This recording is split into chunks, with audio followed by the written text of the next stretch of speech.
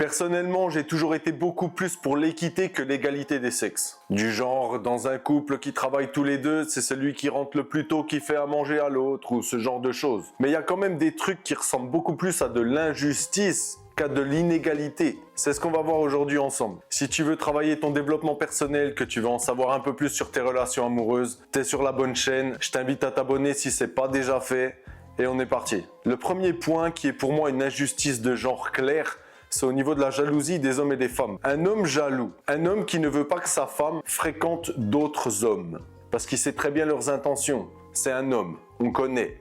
Si un homme refuse ou est contre que sa copine ou sa femme fréquente d'autres hommes, il est vu comme toxique, possessif, pervers narcissique.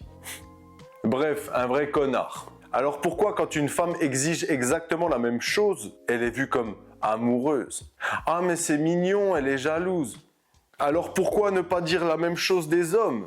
Ah il est amoureux. Ah il est mignon, il est jaloux. Pourquoi c'est acceptable dans un sens et complètement rédhibitoire, red flag pour les hommes? Ça c'est pas une question d'inégalité, c'est pas une question d'égalité, c'est une question d'injustice. Tout le monde devrait être traité pour un trait de caractère exactement de la même manière. Je parle pas là des jaloux et des jalouses maladives. Je parle là juste d'un homme qui a des principes, d'une femme qui a des principes et qui refuse certains comportements de son partenaire, qui est en soi absolument normal, qui plus est. Tout le monde devrait être compris là-dessus. Ou alors tout le monde devrait être incompris là-dessus. Mais pas acceptable pour les femmes et inacceptable pour les hommes. C'est pas comme ça que ça fonctionne. Tant qu'il y aura cette différence de jugement, il y aura forcément des tensions. Le deuxième point qui est pour moi un petit peu vachement grandement dégueulasse, faut le dire ce qui est, c'est l'infidélité. Quand un homme trompe, il est dégueulasse. C'est un charreau, un chien, il sait pas dire non à ses pulsions. Par contre, une femme qui trompe son partenaire, c'est aussi de la faute de l'homme. Il ne lui a pas donné assez d'attention, il n'est pas assez présent. Il ne lui donne pas assez d'amour. En fait, quoi qu'elle fasse, une femme, c'est toujours la victime, c'est ça? Donc une femme est toujours excusée de tout, peu importe les gestes et les actes inacceptables qu'elle fait. Une femme est toujours dédouanée de tout. Alors encore une fois, je vous le demande, si on met sur le dos de l'homme l'infidélité de la femme, pourquoi on ne ferait pas l'inverse? Peut-être que l'homme aussi ne se sentait pas aimé. Peut-être que l'homme aussi était en manque d'affection. Peut-être que l'homme aussi trouvait que sa femme n'était pas assez présente. Ou alors on remet les pendules à l'heure et on est normaux. Une femme qui trompe, c'est de sa faute.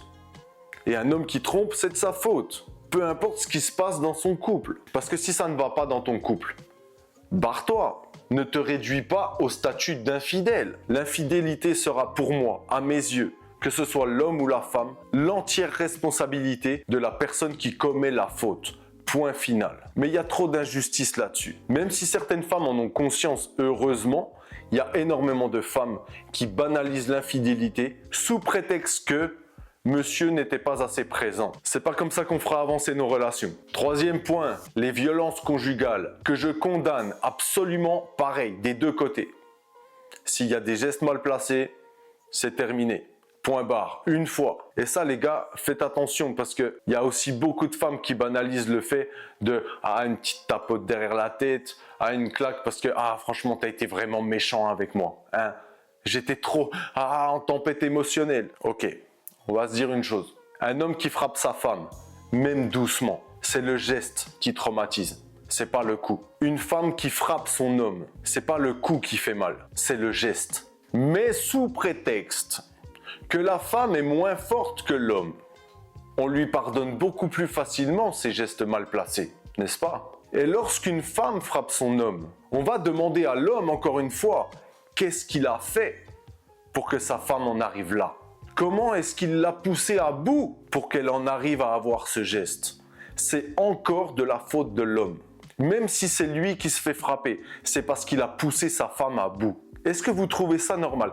Très honnêtement, dit comme ça, sur papier, est-ce que vous trouvez ce comportement normal? Est-ce que vous trouvez réellement qu'un homme qui se prend une claque pendant une dispute, c'est parce qu'il a été trop loin? Mais dans ce cas-là, encore une fois, mettons aussi le même traitement aux hommes. Si sa femme le pousse à bout, vous trouveriez ça normal qu'il lui en décroche une? Une femme, c'est exactement pareil.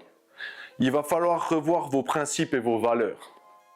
Pour les gens qui pensent comme ça, heureusement on n'est pas tous pareils, hommes comme femmes. Mais c'est encore une fois beaucoup plus facile d'avoir le billet de la victime pour une femme que pour un homme. Et ne me dites pas le contraire, parce que c'est très hypocrite de me dire le contraire là. Il y a un autre point qui me dérange aussi, c'est l'apparence sur les réseaux sociaux. Un homme qui va à la salle, qui montre sa musculature, qui se met torse nu, c'est un charreau. Un mec qui veut plaire, qui veut attirer les regards. Par contre, une femme sur Instagram qui met tous les jours des photos d'elle en maillot de bain, en string de bain, en ce que vous voulez, c'est une femme libre.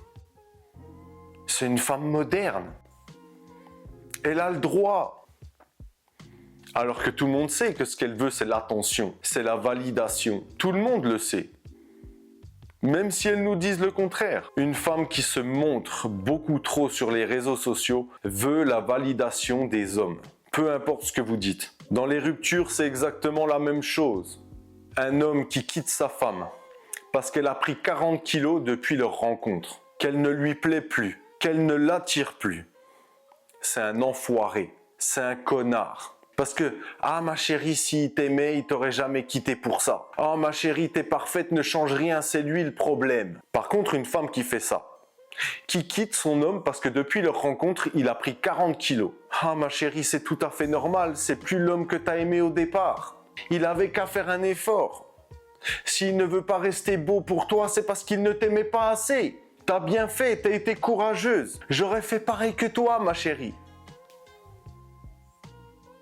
Les deux sont légitimes. Les deux. Une femme que tu connais qui fait 50 kilos. Si au bout de 2 ans, elle fait 85-90 kilos, c'est plus la femme qui t'a plu, qui t'a charmé au départ. Alors pourquoi il y a une différence de jugement sur les termes de la rupture? Pourquoi, encore une fois, une femme serait excusée pour ce geste légitime et l'homme qui réagit exactement de la même manière serait un véritable connard? Il faut absolument arrêter les jugements à géométrie variable. C'est ce qui ruine en partie nos relations aujourd'hui. Le fait qu'une femme soit totalement, sans cesse défendue dans ce qu'elle entreprend, dans les décisions qu'elle prend, et qu'un homme, peu importe si c'est bon ou pas, soit toujours descendu, tabassé pour les décisions qu'il prend. Je m'adresse là justement aux gens qui ne comprennent pas ça. Sur le papier, sur ce que je viens d'expliquer, qu'est-ce que vous ne comprenez pas? Qu'est-ce qui vous choque dans ce que je dis? Qu'est-ce qui ne vous choque pas dans le fait de défendre les femmes qui ont les mêmes gestes d'un homme qu'on va défoncer? Il va falloir qu'un petit peu tout ce petit monde se remette en question, je pense. Parce que maintenant, on est en 2025, bientôt 2026. Et il y a beaucoup de choses qui doivent changer. Mais le souci étant que les femmes ne sont jamais pointées du doigt. On remet toute la misère du monde sur l'homme aujourd'hui. Nos relations vont empirer. Les enfants d'aujourd'hui, si on continue sur cette voie, vont connaître des relations chaotiques, voire inexistantes. La guerre a assez duré. Maintenant, il faut remettre les pendules à l'heure. C'est mon avis. Et je pense que c'est le bon. Si cette vidéo t'a fait un petit déclic, ce que j'espère vraiment, lâche un pouce bleu. Abonne-toi si ce n'est pas déjà fait. Et moi, je te dis à bientôt. Prends soin de toi. Ciao.